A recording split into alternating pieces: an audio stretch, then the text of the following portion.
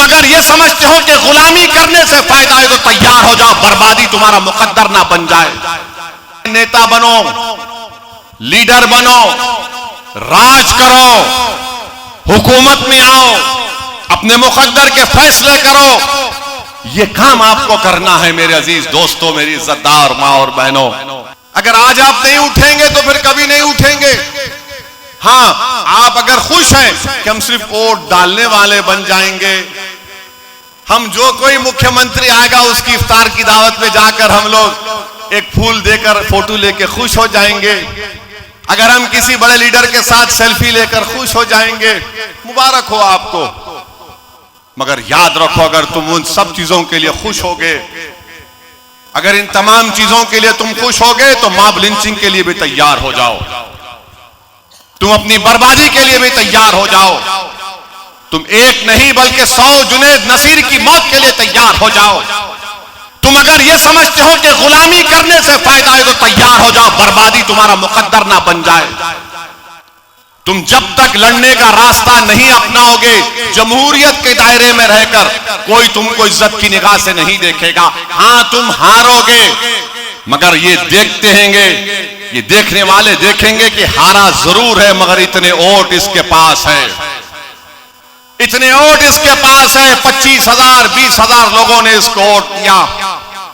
वो नेता बनेगा, वो जीतेगा भी तो नेता बनेगा, वो हारेगा भी तो नेता बनेगा, क्योंकि इनको मालूम हो जाएगा कि इसके पीछे 25,000 लोग हैं, इसके पीछे 30,000 लोग हैं। नेता बनना आपका काम है। इन कांग्रेस बीजेपी के नेताओं के पीछे आपको दौड़ना आपका काम नहीं है। नेता बनो, लीडर बनो, राज करो, हुकूमत में आओ, अपने मुकद्दर के फैसले करो। यह काम आपको करना है मेरे अजीज दोस्तों, मेरी इज्जतदार माँ और बहनों। सबक हासिल करो, सबक हासिल करो, उन फलस्तीनियों से सबक हासिल करो जो 75 साल से लड़ रहे हैं। 75 साल से 1,80,000 फलस्तीनी अपने फलस्तीन मुल्क को हासिल करने के लिए अपनी जानों को गंवा चुके हैं। 1,80,000, 15 दिन में 10,000 लोग अपनी जानों को कुर्बान कर दिए फलस्तीन के मुल्क के क़याम के लिए, जिसमें 7,000 के करीब बच्चे हैं, 2-3 हजार मही ख़वातीन हैं। और हम और आप सिर्फ वोट डालने के लिए डरते हैं। अरे भाई, कोई अगर आकर कहेगा अरे मजलिस नहीं जीतेगी, क्या फायदा इनको वोट डालकर, तो तुम बोल सकोगे उन लोगों को जो अपने मुल्क के लिए, इंसाफ के लिए लड़ रहे हैं, इंसानियत के लिए लड़ रहे हैं। अरे कब तक आप लोग डरते रहोगे? याद रखो, आपके डरने से या आपके कुछ भी नहीं करने से आपको क्या फायदा हो रहा है? मुझे बताओ, बताओ तो सही, मुझे क्या फायदा हो रहा है आपको? आपका कौन से आपका घर आबाद हो रहा है क्या? बताओ मुझे। आपके बच्चे के तालीम का इंतजाम हो रहा है तो बताओ। आपसे नाइंसाफी का खात्मा हो रहा है तो बताओ। अगर आपको गाली नहीं दी जा रही है तो बताओ, बताओ तो सही, मैं सब कुछ खत्म कर दूंगा। मैं, तुम समझते हो कि मैं हैदराबाद से निकलकर यहां पर क्यों आता हूं? हैदराबाद से निकलकर यहां पर तकरीर करने के लिए आता हूं ताकि तुम्हारी वाहवाह लेकर जाऊं, जिंदाबाद के नारे सुन के जाऊं और मेरा नफ्स मोटा हो जाए। नहीं मेरे भाई, मैं एक तड़प लेकर आता हूं भारत के कोने कोने में। मैं थाली का मोहताज नहीं हूं, मैं तुम्हारी तारीफ का मोहताज नहीं हूं। अल्लाह ने मुझे बहुत कुछ दिया, अल्हम्दुलिल्लाह। मुझसे कई लोग पूछते कि तुम क्यों जाते राजस्थान को, तुम क्यों जाते उत्तर प्रदेश को, तुम क्यों जाते झारखंड को? तुमको क्या जरूरत है जाकर वहां पर इन इल्जामात का सामना करना पड़ता? लोग तुमको गाली देते, लोग तुमको कहते कि तुम मिले हुए हो, तुम पैसे लेते हो। मैं उनसे एक ही कहता हूं कि जब इमाम हुसैन ने अपनी गर्दन को कटा दिया हक के लिए, असदुद्दीन ओवैसी कौन सी कैद की मूली? मेरे दोस्तों, याद रखो, अगर सब लोग नाइंसाफी को देखकर अंधे बन जाएंगे तो नाइंसाफी हमको खत्म कर देगी। यही तड़प लेकर हम निकलते हैं, यही मकसद हमारा है कि हमको इंसाफ मिले, इज्जत की जिंदगी मिले। जब सब तरक्की कर सकते हैं। आप किरोड़ीलाल हमारे बैसला साहब थे, गुज्जरों के नेता, आप देखो कि उन्होंने कैसा उनकी कम्युनिटी को फायदा पहुंचाया। मैं सलाम करता हूं गुज्जरों को कि उन्होंने ऐसे नेता को बनाया जिसने उनको ताकत दी, उनको सम्मान दिया, उनको एक मुकाम दिया, और आप थाली मार रहे हैं, आप थाली मार रहे हैं। आपको एक पैगाम दे रहा हूं मेरे भाई, आप समझो मेरी इस बात को। कब तक सो गए आप? अभी तो जागने का वक्त है, अभी तो अपनी जंग को मुकम्मल करने का वक्त है। ये जमहूरियत की जंग है मेरे भाई। इलेक्शन 5 साल में एक मर्तबा आता है, और 5 साल तक क्या आप अपनी ताकत को नहीं दिखाएंगे? कोई वाकया हो गया तो हमारा काम ये, हम क्या करते, एक बड़ा जलसा करते, बहुत बड़ा जलसा करते, और 30, 40, 50 हजार लोग जमा हो जाते, और हम तमाम खुश होते, और नौजवान बच्चे सामने सफ में बैठ के पीछे देखते, देख कितना मजमा है, देख देख देख देख कितना मजमा है, पूरा सर सर सर नजर आ रहा है। तुम उस पर खुश होते हो, तुम उस पर खुश होते हो। अरे खुश इस बात पर हो कि तुमको इतने वोट मिले, वो तुम्हारी ताकत है। ये जमहूरियत है, इलेक्शन में यही तुम्हारी ताकत तुमको दिखाना पड़ेगा। तुम लाओ 25-30 हजार वोट, कामयाब करो एमएलए को, और फिर बोलो देख ये मेरी ताकत है, ये मेरी ताकत है कि मैं अपना विधायक कामयाब करके लाया हूं। यह आपको बताना पड़ेगा। अब ये कांग्रेस के नेता कम से कम अब बोलना शुरू कर दिए। मंजलिस के 1-2 जीते तो क्या होता।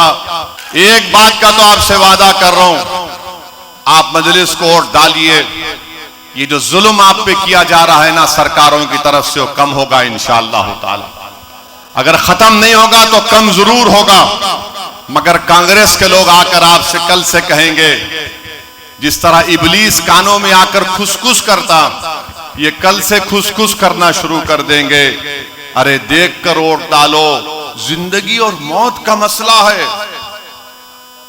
हर जब कभी भी इलेक्शन आता जिंदगी और मौत का हो जाता, जब इलेक्शन हो जाता तो रोज हम मरते हैं।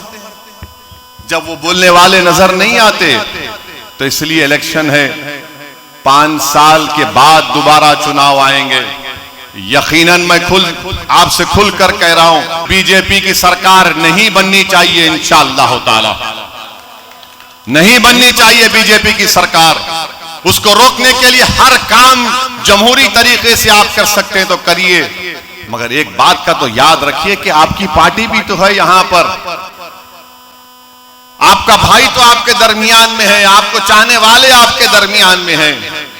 अगर आप ये समझते हैं कि असदुद्दीन ओवैसी की लाश को रोनते हुए जाने से तुम्हारा फायदा होगा, तो मैं तैयार हूं मेरे भाई, मैं तैयार हूं। मैं जिम्मेदारी के साथ कह रहा हूं, मैं तैयार हूं। अगर मेरी लाश को रोनने से तुम्हारी नाइंसाफी का खात्मा होता है तो ले लो भाई, मैं तैयार हूं। मेरी जिंदगी का मकसद एक ही है, क्योंकि मैं अपने वतन अजीज से मोहब्बत करता हूं। भारत से मोहब्बत जब लोग दावा करते हैं तो मोहब्बत खाली जबान से मोहब्बत नहीं, बल्कि उसको अमल करना पड़ता है।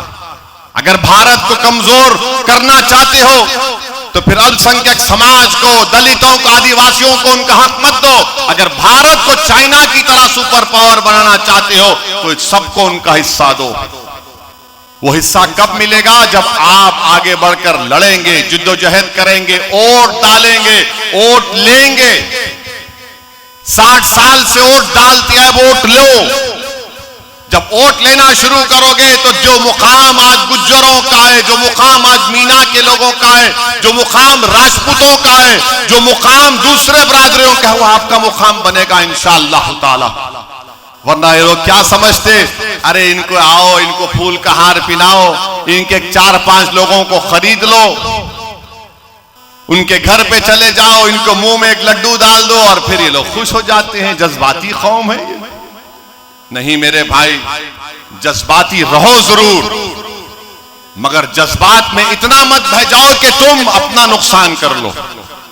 तो मेरी आपसे एक ही गुजारिश है, आप अपने वोट का इस्तेमाल करिए, खूब वोट डालिए। आप हमको नहीं डालना चाहते, आपका इख्तियार है, मगर वोट डालिए। पोलिंग परसेंटेज 100% अगर होता है तो करिए, एक एक वोट का इस्तेमाल करिए। बीजेपी को सत्ता में आने से रोकिए, और जहां पर मजलिस के उम्मीदवार हैं, पतंग के निशान पर बटन दबाकर अपने इत्तेहाद का सबूत दीजिए, अपने सियासी शऊर का सबूत दीजिए, अपनी आने वाली नस्लों के मुस्तकबिल को रोशन करने का सबूत दीजिए। यही चंद गुजारिशात मैं आपके सामने रखने आया हूं। अगर मेरी जबान से निकले हुए अल्फाज से किसी को तकलीफ पहुंची तो मैं आपसे गुजारिश करूंगा, इसके पागल का पुकार ना समझकर मुझे माफ कर दो। एक जुनूनी पुकार रहा है, मगर एक बात आपको बताऊंगा, जब तक अल्लाह मुझे जिंदा रखेगा मैं जुनूनी की तरह आपके लिए काम करता था और काम करता रहूंगा। मेरा मकसद एक ही है कि जमीन में जाने से पहले मैं चाहता हूं कि जमीन पर बसने वाले लोगों से इंसाफ हो, उनको उनका हिस्सा मिले।